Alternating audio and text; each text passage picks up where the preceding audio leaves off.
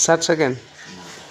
Good morning বন্ধুরা, এই যে দেখো আমার তোতা কি অবস্থা করেছে, খাবার দাবার ফেলে ও এখন একটা ডিবা নিয়ে বসেছে সেটাকে খাওয়ার জন্যে।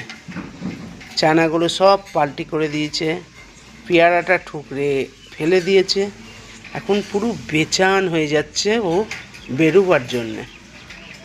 কি করে বেরোবে ভেবে পাচ্ছে না। দেখো ওর অবস্থাটা একবার।